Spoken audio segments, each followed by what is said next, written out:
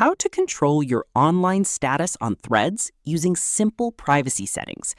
First, open the Threads app and go to your profile from the bottom right corner. Next, tap the menu icon at the top right and select Privacy. Now scroll down and tap on Online Status. Here, you won't see a simple turn off option. Instead, you'll get privacy preferences that control who can see your activity. You will see three options: followers, followers you follow back, and no one.